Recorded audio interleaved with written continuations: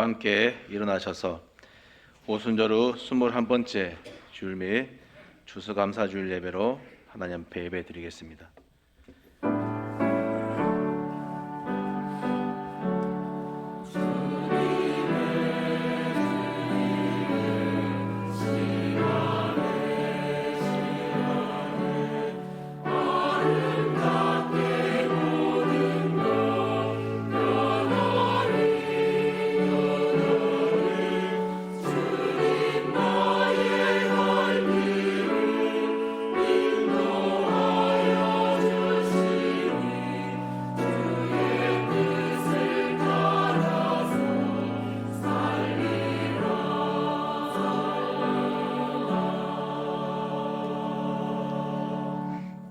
여호와는 위대하시니 지극히 찬양할 것이요 모든 신들보다 경외할 것이며 만국의 모든 신들은 우상들이지만 여호와께서는 하늘을 지으셨음이로다.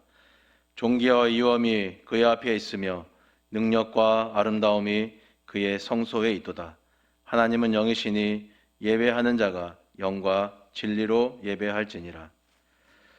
오늘 여기까지 저희를 먹이고 입혀주신 에베네셀의 하나님께 감사를 드립니다. 매 순간마다 함께 해주시고 약한 자들이 실족해서 넘어지지 않도록 손과 발을 붙들어 주신 하나님 아버지, 그 크신 은혜를 우리가 되짚어 보면서 주님 앞에 예배 드립니다. 오늘 또 말씀을 듣는 우리에게 하나님의 음성을 들려주시고 기도의 응답을 구하는 자들에게는 응답하여 주시고 영과 진리로 예배하는 저희의 마음을 감동케 하셔서 하나님을 기쁘시게 하며 영화롭게 하는 예배 드릴 수 있도록 도와주옵소서. 어제나 오늘이나 영원토록 변함없이 사랑으로 우리를 지켜주시는 예수님의 이름으로 기원하옵나이다. 아멘. 나는 전능하신 아버지 하나님, 천지의 창조주를 믿습니다. 나는 그의 유일하신 아들 우리 주 예수 그리스도를 믿습니다.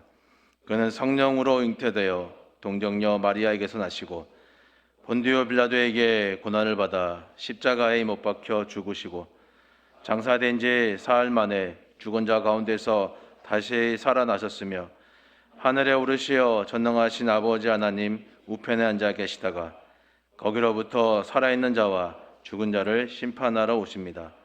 나는 성령을 믿으며 거룩한 공교회와 성도의 교제와 죄를 용서받는 것과 몸의 부활과 영생을 믿습니다. 아멘.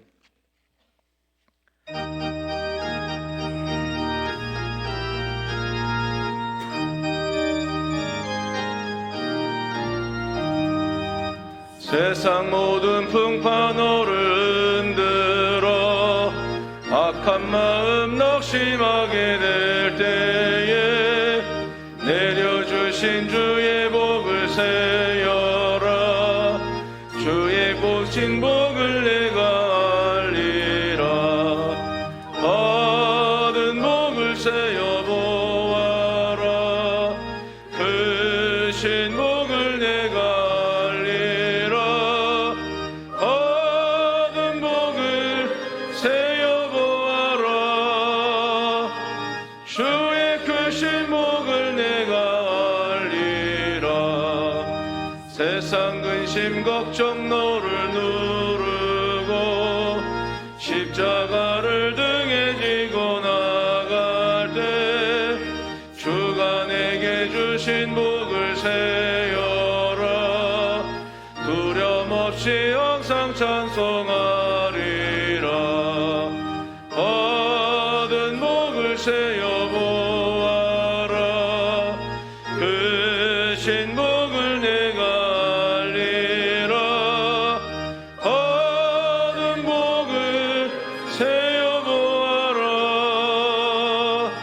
주의 크신 복을 내가 알리라. 세상 권세 너의 앞길 막을 때 주만 믿고 낙심하지 말아라. 천사들이 너를 보호하리니 염려 없이 앞만 보고 나가라.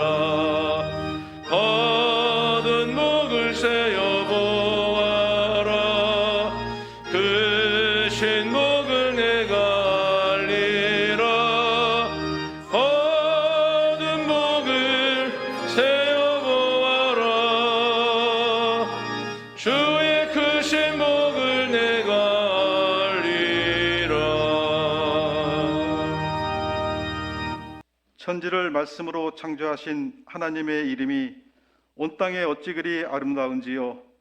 주의 손으로 만드신 만물들을 다스리게 하시며 하나님의 자녀들에게 하늘의 만나를 주시며 땅에 기름진 것을 주시기 위하여 이른 비와 늦은 비를 통하여 만물이 솟게 하시고 하나님의 백성들이 유혹과 핍박, 환난과 고통 가운데에서도 가나안 땅 천국에 이르기까지 낮에는 구름 기둥과 밤에는 불 기둥으로 보호하여 주신 하나님, 거룩한 주일 추수감사주일로 하나님께 예배드립니다. 지난 한 해 동안 동행하여 주시고 눈동자같이 보호하여 주신 하나님께 감사드립니다. 지금까지 지내온 것 주님의 크신 은혜이며 한이 없으신 하나님의 사랑에 감사드립니다. 내가 거룩하니 너희도 거룩하라 하신 말씀대로 모든 행실에 거룩한 자가 되며 예배자로서 주님의 흔적을 지닌 자로서 범사에 감사하며 기쁨으로 복음 전하며 기도하는 대항의 교우들이 되기를 기도드립니다. 우리나라 대한민국을 사랑해 주신 아버지 하나님 감사합니다. 하나님께서 일찍이 이승만 대통령을 이 나라에 세우사 그를 통하여 지켜낸 자유민주주의와 시장경제, 인권이 존중받고 법이 지켜지는 나라로 이끌어주신 하나님 감사합니다. 하나님, 지금은 국내적으로 정치와 경제적인 많은 어려움을 겪고 있습니다. 정치하는 위정자들이 서로 협력하여 이 어려움을 이겨내는 지혜를 하나님께 구하며 초대 국회가 기도로 시작한 우리나라 대한민국에 하나님 나라와 영광을 위해 믿는 자의 수가 날로 더하는 부흥의 은혜 내려 주시옵소서. 하나님, 지금까지 저희들의 삶을 인도해 주신 것 하나님의 은혜입니다. 구원의 기쁨과 치유의 은총을 베풀어 주신 아버지 하나님 감사합니다. 뜻하지 않은 질병으로 고통당하는 환우들이 이 시간 지친 몸을 이끌고 침상에서 여호와께 예배드립니다. 대항의 온 교우들이 여호와께 간구하는 기도로 치유해 주시기를, 하나님께서 회복시켜 주시기를 기도드립니다. 아버지 하나님, 긍휼히 여기시고 건강 회복 위에 은혜 내려 주시옵소서. 이 시간도 열방 민족을 향하여 복음을 선포하는 선교사들의 발걸음을 인도하여 주신 주님, 복음이 선포되는 곳곳마다 주님의 영광, 하나님의 사랑 나타나게 하여 주시며 사명 감당하며 순종하는 선교사들의 건강과 가정을 보호하여 주시며 평안의 은혜로 충만케 하여 주시기를 기도드립니다. 대한교회 교회학교를 사랑하시는 주님, 어려서부터 하나님께 예배드리기를 기뻐하여 하나님을 경외하며 사랑하는 자녀들로 성장시켜 주시며 다윗처럼 하나님의 마음에 합한 자로 성장케 하시어서 하나님의 이름을 자랑하며 하나님의 이름을 높여드리는 믿음의 자녀들이요 하나님의 백성 되게 하여 주시옵소서. 하나님의 자녀들을 섬기고 가르치는 교사들이 하나님의 은혜와 지혜를 구하여 예수 그리스도의 사랑을 온전히 가르치는 스승들이 되게 하여 주시옵소서. 말씀을 사모합니다. 이 시간 주님의 종을 통하여 하나님의 말씀을 기도와 묵상 중에 준비하게 하신 하나님, 이 시간 주님의 종을 영육간의 강건함으로 붙들어 주시며 성령님 충만한 은혜 내려 주시옵소서. 선포된 말씀에 성령이 스승되셔서 진리를 깨닫게 하시고 우리의 심령이 영적인 회복과 말씀에 순종케 하시며 성령 충만한 시간 되게 하여 주시옵소서. 하나님의 거룩하심을 드높이는 아가페 찬양대가 마음을 담아 준비하는 찬양을 흠양하여 주옵시고 이 자리에 함께한 온 교우들과 함께 평생이 하나님만을 찬양하는 삶 살게 하여 주시옵소서. 예수님의 거룩하신 이름으로 기도드립니다. 아멘.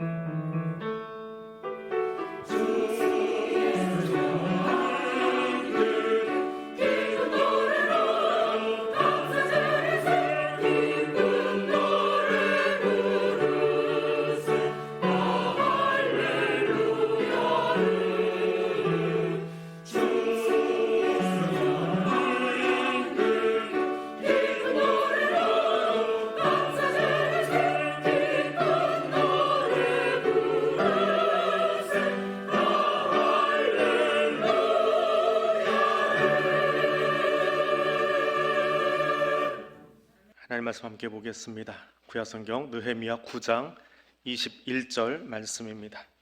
구약성경 739쪽에 있습니다.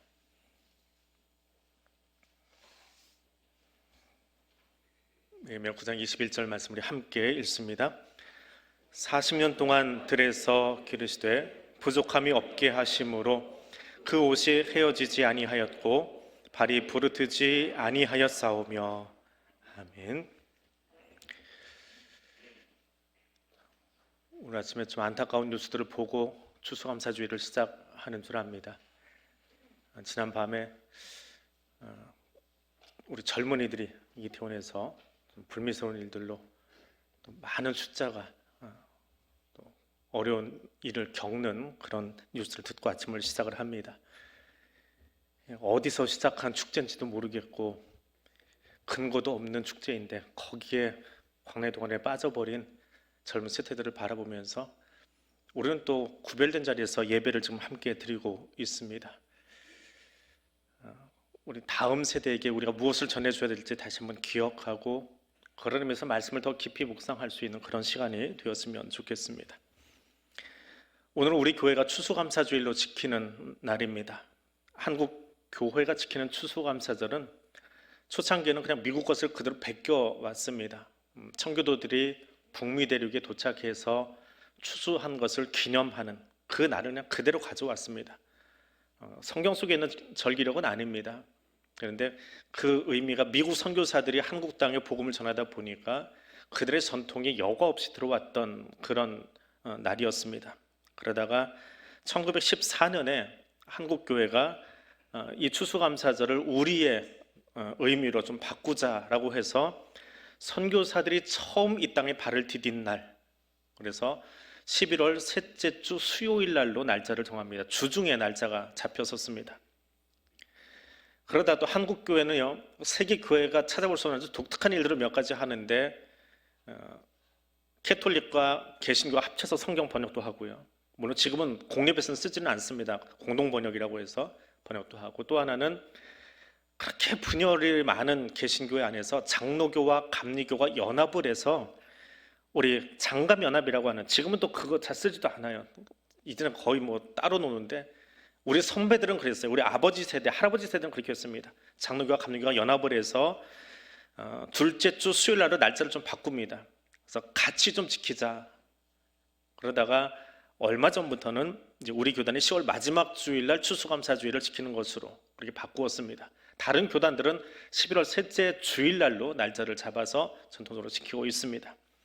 그래서 단지 추수의 의미가 아니라 선교의 의미를 담고 이 땅에 선교사가 처음 들어왔던 그날을 기념하면서 이 날에 하나님의 선교에 대해서 다시 한번 묵상하고 그 은혜를 전할 수 있는 날로 추수감사절을 지키자라고 하는 것이 지금 한국교회 추수감사절의 정신입니다.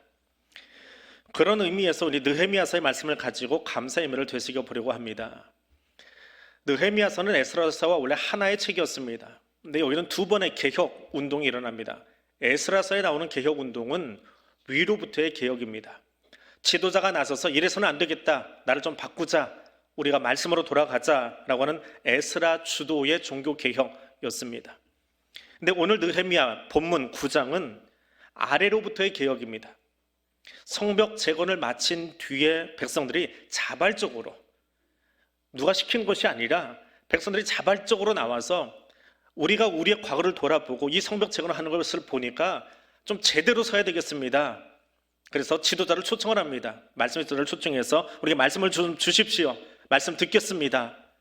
이미 절기력은 끝났어요. 초막절이라고 하는 절기는 끝났고 그 뒤에 다시 한번 백성들이 모인 겁니다. 그래서 스스로 금식하고 스스로 베옷을 입고 3시간 동안 말씀을 듣습니다. 3시간 동안 말씀을 들어요. 3시간 동안 말씀을 들은 다음에 다시 3시간 동안 금식 기도를 하는데 이것이 죄를 자복하는 기도를 합니다. 우리가 죄인이었습니다. 오늘의 죄만이 아니라 과거에 일어났던 우리의 모든 죄악들, 우리 선진들이 저질렀던 그 죄악들까지 다 가지고 나와서 회개하고, 그리고 마지막으로 하나님께 찬양하는 시간을 가지는 것이 이 9장의 내용입니다. 그 말씀을 듣고 또 기도하러 나가는 자리에 레위인들이 나서서 종교 지도자격으로 되어 있는 레위인들이 나서서 과거 이야기를 끄집어냅니다. 이스라엘 백성들이 말씀을 들으려고 하면 꼭 한 번은 되새김질하는, 묵상하는 말씀이 하나 있는데 그것이 출애굽의 이야기입니다. 그 출애굽의 이야기 속에서 하나님이 우리와 어떻게 함께 하셨는가라고 하는 것을 한 줄로 요약한 것, 그것이 오늘 21절 본문입니다. 이 본문 속에서 하나님은 오늘 우리에게 이렇게 말씀하십니다. 삶의 무게보다 더 큰 하나님의 은혜를 묵상한다라고 하는 것입니다. 삶의 무게보다 더 큰 하나님의 은혜를 묵상합니다. 초막절에 이스라엘 백성들이 모여 있습니다. 만감이 교차하는 시간일 겁니다. 하나님의 말씀대로 살지 못해서 70년 전 자신들은 바벨론으로 끌려갔습니다. 그 시간을 끝내고 바벨론 포로기를 끝내고 다시 예루살렘으로 팔레스타인으로 돌아옵니다. 돌아와서 황폐해진 그 땅을 바라보면서 우리 예루살렘 성을 재건하자, 여기 성전을 재건하자 하면 모든 백성들이 맞습니다 하고 그 일에 동참할 줄 알았습니다. 그런데 그 땅에 남아있던 사람들과 끌려갔다 돌아온 사람들 간에 이견이 있어서 부딪히기 시작하고, 주변 나라들이 성을 건축한다라고 하니까 군사적으로 저것이 강대국되는 거 아닌가 해서 조직적으로 방해하는 일을 경험합니다. 그 우여곡절 끝에 성벽을 재건하고 나서 그들이 모여서 자신들을 돌아보는 거예요. 우리가 과거에 저질렀던 죄를 온전히 다 회개하지 못했습니다. 그것을 회개하며 나온 내용 가운데 하나가 가장 중요한 이스라엘 백성의 신앙 고백 가운데 늘 등장하는 출애굽의 이야기입니다. 그래서 출애굽의 이야기는 단지 과거의 이야기를 회상하고 읊조리는 것이 아닙니다. 우리들의 패역함에도 불구하고 하나님께서 끊임없이 우리에게 은혜를 베푸셨기에 지금 우리가 여기 있다라고 하는 이야기입니다. 그래서 17절에서 백성들은 이렇게 이야기합니다. 주께서는 용서하시는 하나님이시라. 은혜로우시며 긍휼히 여기시며 더디 노하시며 인자가 풍부하심으로 그들을, 자기 조상들을 버리지 아니하셨나이다 라고 말하고 있습니다. 코로나로 힘든 2년을 우리가 함께 보내고 있습니다. 여러 이유로 모이는 예배를 함께 하지 못하는 안타까움이 있습니다. 그럼에도 불구하고 오늘 우리가 여기 있는 것은 하나님의 긍휼하심이 있기 때문입니다. 우리가 잘 지켜서가 아닙니다. 우리가 신앙을 유지해서가 아닙니다. 하나님이 여전히 교회를 사랑하시기에 오늘 우리가 여기 있는 것입니다. 코로나에 지난한 2년을 보냈고 또 지금도 사실은 그 과정 중에 있습니다. 사람들은 이 코로나를 보내면서 통계, 설문을 참 많이 했습니다. 그 책도 많이 나와 있고요. 조사한 연구 자료들도 많이 있습니다. 그러면서 숫자에 관심이 있죠. 통계는 숫자에 관심이 있습니다. 그 숫자를 바라보면서 한국 교회 교인들이 하루에도 한 주일마다 약 200여 명씩 줄어들고 있다고 그래요. 그래서 위기라고 말합니다. 또 지난 2년 동안 비대면 예배가 활성화되면서 코로나에 취약한 노년층이 교회 잘 나오지 못하고 또 젊은 층들은 대면 예배가 아니라 비대면 예배로 많이 쏠려 있는 현상을 바라보면서 위기라고 말합니다.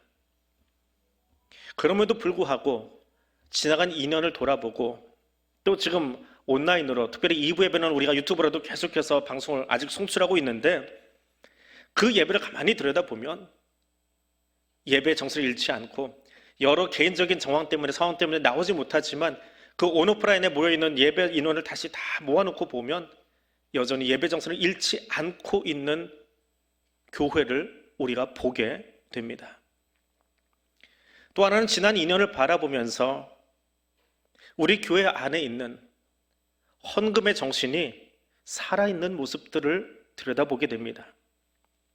혹자는 그렇게 이야기합니다. 이제 교회가 나이가 많이 들었지요. 50년, 내후년에는 50주년 행사를 합니다. 교회를 세웠던 1세대들이 떠나가기 시작하고 은퇴하기 시작합니다. 그래서 그 걱정이 있어요. 우리가 은퇴하면 그럼 교회 재정은 누가 바칠까라고 하는 어떻게 보면 숫자고 금전이겠지요. 그 얘기를 듣고 가만히 재정부의 보고서를 다시 한번 들여다봅니다. 그리고 발견한 은혜가 하나 있습니다. 우리 신앙의 1세대들이 은퇴하는 것 맞습니다. 제가 와서 벌써 여러분의 장로님들, 권사님, 집사님들이 은퇴하셨습니다. 그런데 우리 교회 재정이 코로나 전이나 지금이나 줄지 않고 유지되고 있다는 겁니다. 그분들은 분명 은퇴하셨고 이제 현역에 계시지 않는데요. 그러면 누가 교회를 섬기고 있나요?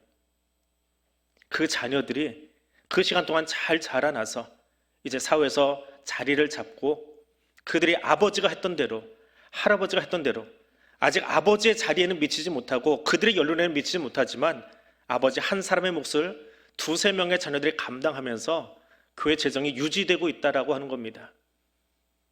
아버지가 했던 몫을 나누어서 자녀들이 감당하고 있다는 것이지요. 그것은 비단 액수의 문제가 아닙니다. 중요한 것은 그 재정 보고서를 바라고 거기는 이름들을 볼 때에 느끼는 감격이에요.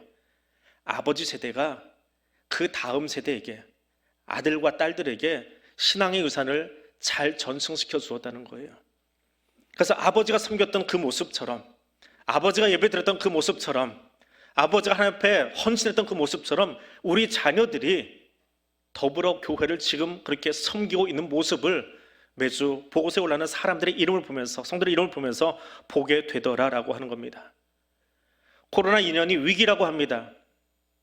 그래서 저는 그 코로나 2년이 오히려 우리 교회 신앙의 1세대가 다음 세대를 향해서 얼마나 아름다운 신앙의 유산들을 넘겨주고 또 잘 전승되어 가고 있는지를 확인할 수 있었던 귀한 시간이다라고 여겨지기에 감사하지 않을 수 없습니다. 삶의 무게가 참 무겁습니다. 코로나라고 하는 무게가 무겁고 정치 경제가 무겁기는 분명합니다. 그러나 그 안에 하나님의 은혜는 그것과 비교할 수 없을 만큼 더 큰 것을 바라볼 수 있는 눈이 우리에게 열릴 수 있기를 원합니다. 다음 세대가 자라나는 것은 사실 우리 눈에 잘 보이지 않습니다. 늘 어린아이 같습니다. 그런데 그 다음 세대가 자라서 오늘 3부 예배 시간에는 12명의 아이들이 세례와 입교를 합니다. 언제 저렇게 자랐을까 싶은 아이들이 어린 시절 부모 품에 안겨서 여기 나와 유아세례 받던 그 꼬마들이 이제는 자신의 신앙 고백을 가지고 입교식을 하고요. 이제는 내가 책임지는 신앙생활을 하겠습니다라고 자라나서 이 앞에 서게 되더라라고 하는 겁니다. 한국 교회가 교회 학교가 사라진다고 말합니다. 가을이 되면 교회들마다 크고 작음을 떠나서 어린아이들의 유아세례나 입교 예식을 치를 수 없음에 한탄할 목소리가 나옵니다. 그런데 감사한 것은 우리 교회 안에 신앙의 1세대들이 또 2세대들이 다음 세대를 향하여 그 신앙을 잘 지키기 위해 수고하고 애썼고 우리는 그 열매를 지금 보고 있다라고 하는 사실입니다. 그것이 하나님이 우리에게 보여주신 은혜의 열매들입니다. 그 은혜에 감사할 뿐만 아니라 이제는 그렇게 세워진 자녀들이 또 이제 부모의 자리에 서게 된 젊은 우리의 가정들이 우리 신앙의 1세대가 보여줬던 그 모습을 잘 이어갈 수 있도록 기도하며 결단할 수 있는 추수감사의 아침이 될 수 있기를 원합니다. 두 번째로 이 시간 하나님이 우리에게 주시는 은혜는 약한 자를 들어서 쓰시는 하나님의 은혜를 묵상할 수 있기를 원합니다. 하나님은 약한 자들을 들어 쓰십니다. 자발적으로 하나님 앞에 모여서 성회를 열고 있는 이스라엘 백성들의 상황을 바라보면 참 약하기 그지없습니다. 그들은 아직 국가 형태를 갖지도 못했습니다. 출바벨론을 했지만 여전히 식민지 국가 백성입니다. 팔레스타인에 도착해서 성벽을 쌓고 있지만 가진 것 없는 데다 여전히 사람들은 의견이 나누어서 서로 끼리끼리 모이고 싸우고 있는 상황이 이스라엘 백성들의 모습입니다. 근데 그들이 모여서 회개하려고 보니 우리 아버지도 할아버지도 그랬더라는 거예요. 광야 생활을 생각해 보니까 거기 광야에 있던 출애굽했던 이스라엘 백성들도 우리와 별반 다르지 않았더라라고 하는 겁니다. 모세 리더십에 반항하고 하나님 주신 만나와 메추라기를 은혜로 여기지 않고 늘 애굽을 기리면서 부추가 더 있었으면 마늘이 더 있었으면 하는 불평만 하던 백성들이 그들의 부모 세대, 조부모 세대였더라라고 하는 겁니다. 그 자녀들이 지금 가나안에 도착했습니다. 그리고 성벽을 짓고 나라를 세워가고 있습니다. 어떻게 가능합니까? 그들은 고백합니다. 우리에게 힘이 있음이 아니라 하나님의 은혜였노라고 고백합니다. 레위 지파는 그런 출애굽의 역사를 되돌아보면서 광야 40년 동안 이스라엘을 지켰던 하나님의 은혜가 무엇인지를 오늘 이렇게 우리에게 들려주고 있습니다. 하나님께서 광야에서 40년 동안 우리 조상들을 부양해 주셨습니다. 그들은 부족함이 없었습니다. 그들의 옷이 닳지 않았습니다. 그리고 그들의 발이 부르트지 않았습니다. 40년 동안 옷이 해지지 않았다는 사실적인 이야기가 아니라 은유적인 표현입니다. 그 메시지 속에는 하나님이 그 광야 척박한 삶 가운데 이스라엘을 얼마나 사랑하고 얼마나 열심히 돌보셨는지를 고백하는 감사의 고백이 오늘 21절의 본문입니다. 광야에 있는 가장 약한 자들을 들어서 하나님의 거룩한 백성 삼아주시는, 오늘 이 코로나 시국에 이 어려운 때에 세계 열방 가운데 가장 약한 나라이지만 그들을 들어서 하나님의 백성 삼아주시는 은혜가 무엇인지를 깨닫게 해주시는 은혜가 오늘 우리에게도 있기를 원합니다. 사진 한 장을 보여드립니다. 아주 급한 선교 소식은 그 2달에 한 번 오는 선교 소식 말고 이수미 선교사님의 카톡으로 보내주세요. 엊그제 이수미 선교사님이 보내주신 볼리비아 사진입니다. 저 사진 정 가운데 앉아 있는 분의 이름이 후안 빠꾸 집사님이에요. 그냥 빠꾸 집사입니다. 아이가 6명이에요. 굉장히 많지요. 볼리비아에서 아이 6명 정도 되면 조금 힘들었던 그런 삶을 들여다볼 수 있습니다. 아이가 6명인데요. 아내가 오래전에 집을 나가서 안 돌아옵니다. 아내가 도망쳐 버렸어요. 근데 저 빠꾸 집사님이 일용직 노동자로 살면서 그 6명의 아이들을 다 키웠습니다. 아이들만 키운 것이 아니라 그렇게 어렵게 번 돈을 모아가지고 우리 남경 선교사님이 사역하는 곳은 코차반바라고 하는 곳이고요. 거기서 1시간 정도 차를 타고 나가면 뿌나따라고 하는 신도시가 하나 형성되고 있다고 그래요. 그 뿌나따에 살고 있는 분인데 1시간 교회 가기 힘드니까 여기다 교회 하나 새로 지어주세요 하고 교회 건축기금을 내놨대요. 저 빠꾸 집사님이. 그 이야기를 들은 다른 성도들이 아니 저 일용직 노동자 저분도 저렇게 교회 건축해달라고 헌금하는데 우리도 벽돌 한 장씩 얹겠습니다, 쌓겠습니다 해서 그분이 내놓으신 것만큼의 또 몫이 모였대요. 그래서 150평, 우리에게는 크지 않은 땅이겠지만 그것은 굉장히 넓은 땅이에요. 그 땅을 이제 매매 계약을 하고 감사해서 좀 식사하는 자리입니다. 이게 교회 건축 부자가 마련이 된 거예요. 더 감사한 건 오른쪽에 있는 부부들입니다. 남경 선생님 맞은편에 있는 부부인데요. 저분들이 원래 그 땅 소유자들입니다. 볼리비아에서 그 땅을 가지고 있을 정도면 지역 유지고 힘이 있는 사람이에요. 그런데 땅을 팔고 계약서를 작성하고 나서 보니까 또 그 빠꾸 집사님의 이야기를 듣고 나서 보니까 저 두 분의 마음속에 있던 예수가 살아나기 시작하는 거예요.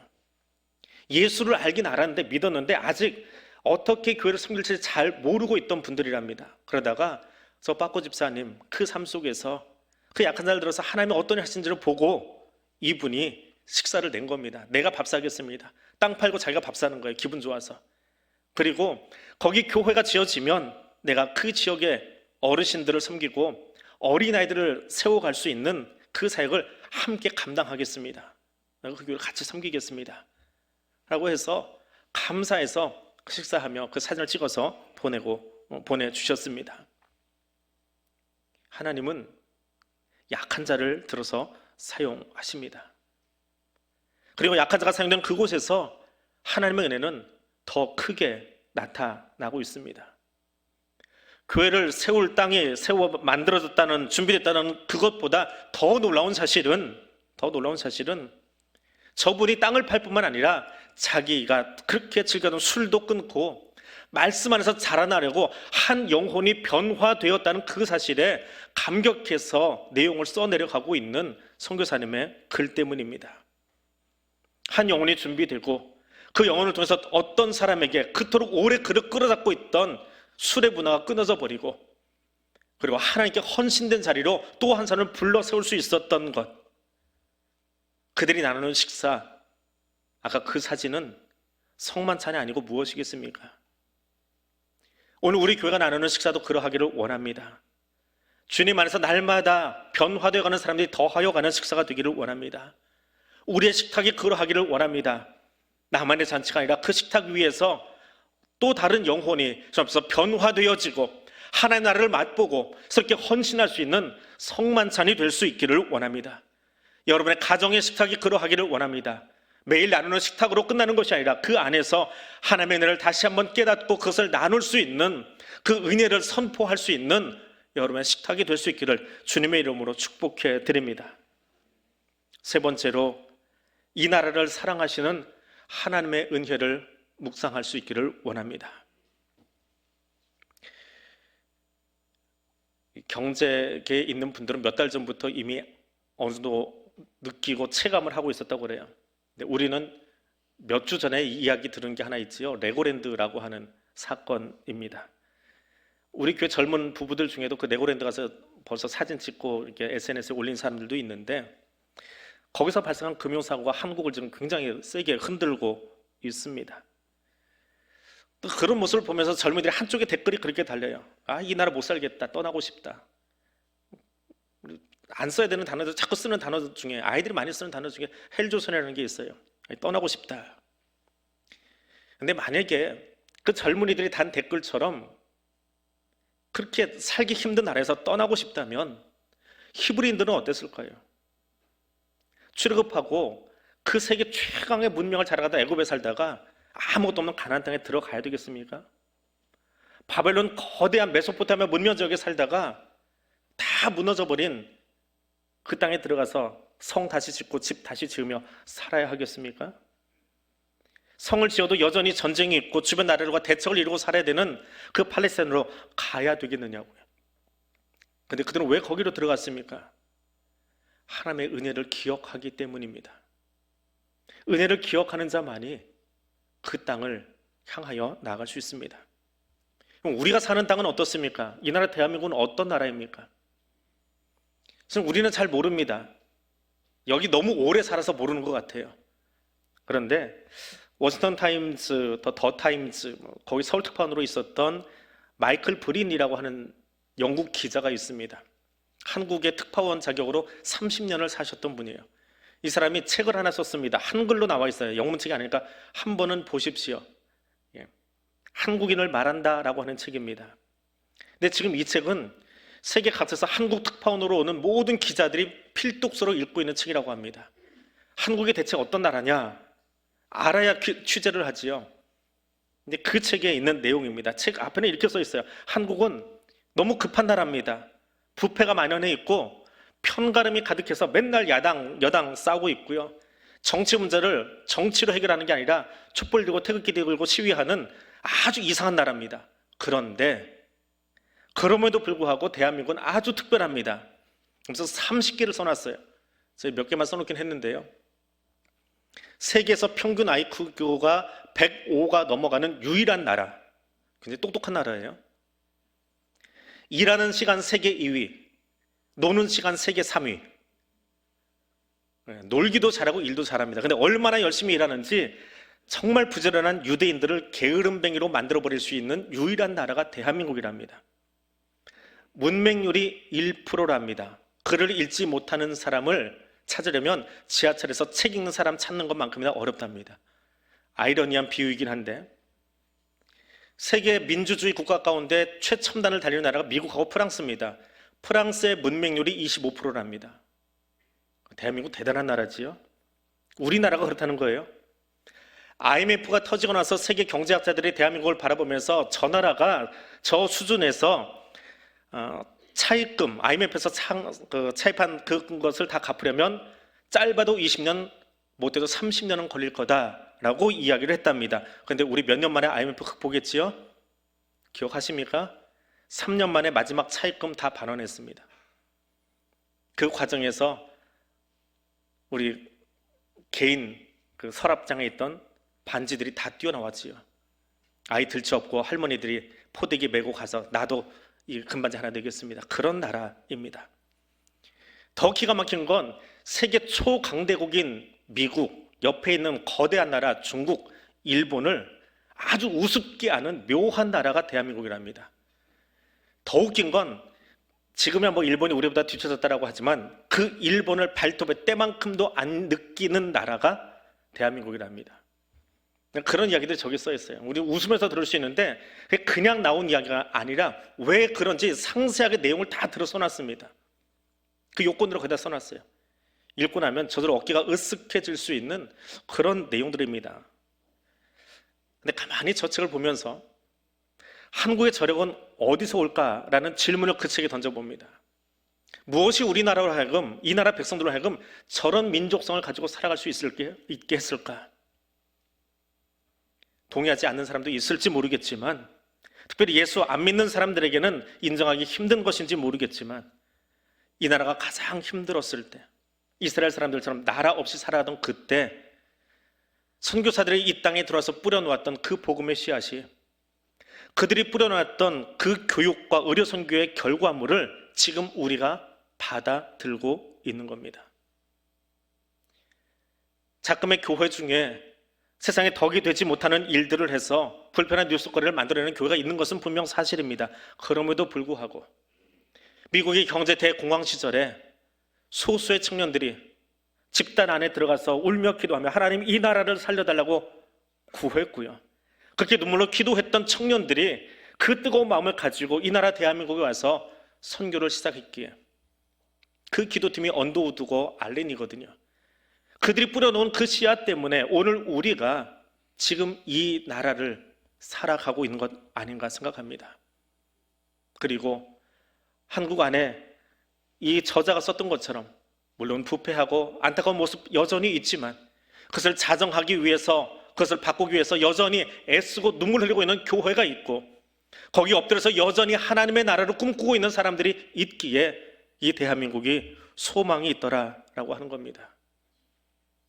그리고 우리 신앙의 선진들이 그렇게 살았던 것처럼 추수감사주일에 우리가 저 열매를 받아만 먹는 것이 아니라 이제는 다음 세대에게도 그런 나라를 보여주고 들려주고 전해줄 수 있기를 다시 한번 결단할 수 있는 그런 추수감사주일이 될 수 있기를 원합니다.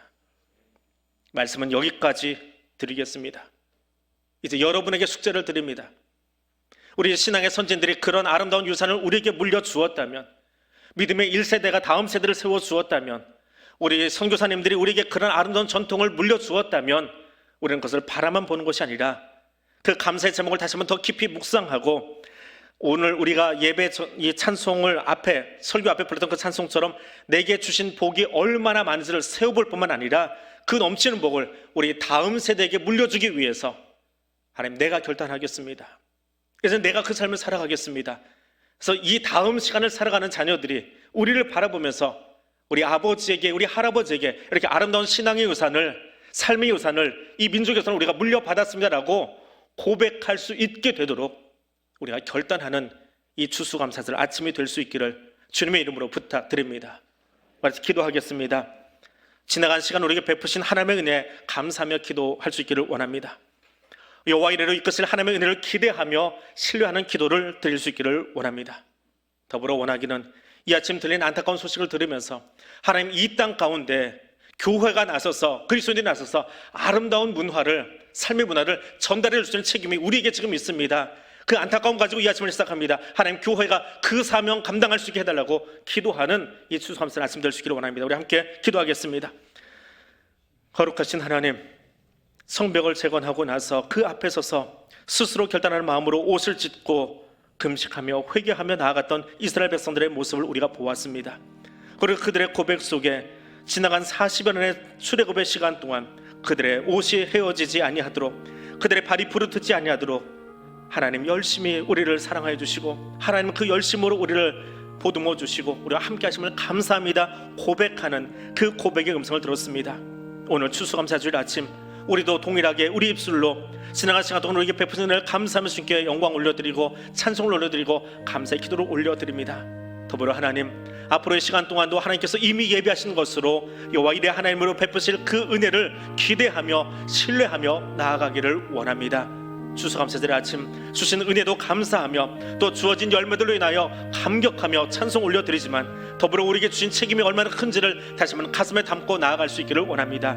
이 아침 우리가 들은 안타까운 소식을 들으며 교회가 성도가 이 땅을 향하여 어떤 문화를 전달해야 될지, 어떤 문화를 남겨줘야 될지, 다음 세대를 향하여 우리가 짊어진 책임이 무엇인지를 다시 한번 가슴에 담고 일어설 수 있는 시간 될 수 있도록 도와주시옵소서. 그리고 끊임없이 이 나라와 이 민족을 사랑하시며 이 땅의 교회들을 사랑하시며 약한 자를 들어 하나님의 도구 삼아주시는 그 하나님의 손에 붙들려 오늘 우리 교회가 사랑하는 성도들이, 그리고 내가 쓰임받기를 원합니다. 그 백성 될 수 있기를 원합니다. 하나님, 그 사명 감당해낼 수 있도록 우리와 함께하여 주시옵소서. 사랑과 은혜의 하나님, 추수감사주의를 맞아 우리에게 베푸신 하나님의 은혜를 보게 하시니 감사합니다.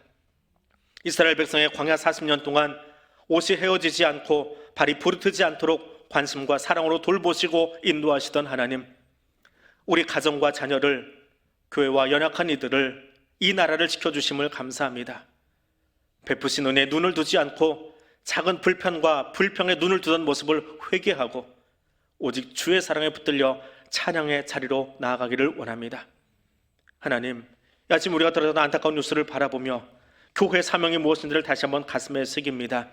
오늘 이 땅에 우리가 어떤 문화를 전달해주며 어떤 나라를 세워가야 될지 다시 한번 가슴에 담고 가슴을 치며 기도하는 이 아침 될 수 있기를 원합니다.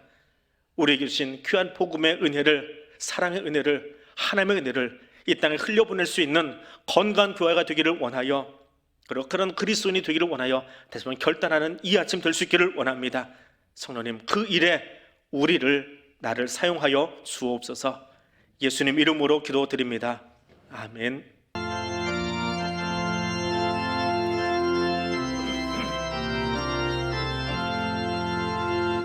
공중 나는 새를 보라. 농사지 않으며 혹시모하고 가난에 드린 것이 없어도 세상 주만하는 주님 새를 먹여주시니 너희 먹을 것을 위해 근심할 것 무엇냐. 나를 보라. 길쌈 수고 안 해도 솔로몬의 입은 옷도 입고만 못하였네.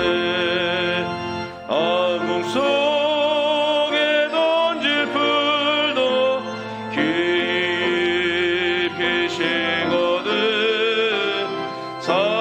사랑하는 자녀들을 입히시지 않으랴. 너희들은 세상에서 무엇 먹고 마시며 무슨 옷을 입고 살까 염려하지 말아라. 이는 이방 사람들이 간구하는 것이요 너희 하늘 아버지는 너희 쓸 것 아신다. 너는 먼저 주의 나라 그의 의를 구하며 하나님이 모든 것을 너희에게 주시리. 내일 일을 위하여서 아무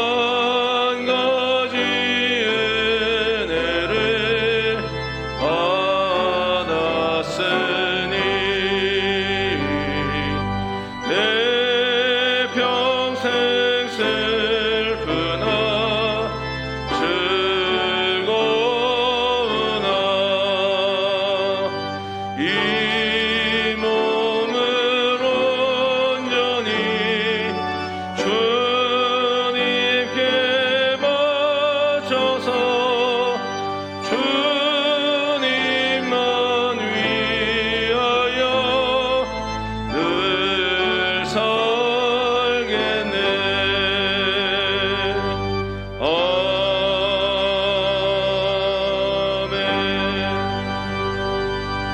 아멘. 사랑과 은혜의 하나님, 감사합니다.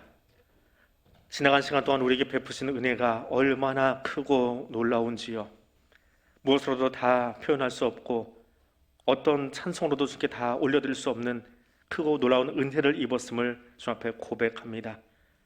이 나라 이 민족을 여기까지 인도하신 것도 하나님의 은혜이오며 우리 교회를 여기까지 지켜주심도 하나님의 사랑이오며 오늘 내가 주의 전에 서서 예배드릴 수 있음도 오직 하나님의 은총임을 고백하며 영광 올려드립니다. 그 고백을 이 예물 위에 담았습니다. 그 감사의 제목을 여기 우리의 삶으로 하나님께 올려드립니다. 이래서 드리는 예배와 구별해 드리는 예물과 구별한 나의 시간과 생명을 주여 두 손에 받아주시고 어두운 이 땅 가운데 빛과 소금의 사명자로 살아갈 수 있도록 하나님 우리를 인도하여 주옵소서. 그리고 그곳에 하나님이 원하시는 거룩한 문화를 심어가는 자들 될 수 있도록 주여 우리 가운데 동행하여 주시옵소서. 오늘도 주의 선을 사모하여 동일하게 온라인 앞에 앉아 함께 예배드리고 있는 성도들을 있습니다.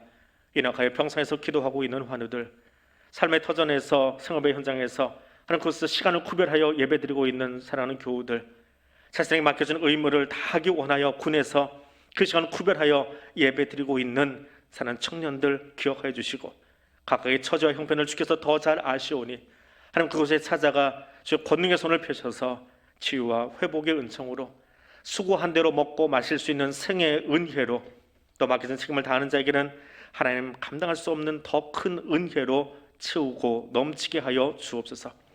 주신 말씀 가지고 나아가겠습니다. 나아간 그 자리에 하나님의 영광 드러내는 자로 살아갈 수 있도록 하나님 우리들 한 사람 한 사람을 지켜 주시옵소서. 예수님 이름으로 기도드립니다. 아멘. 이제 다 일어나셔서 파송의 찬송 함께 부르겠습니다.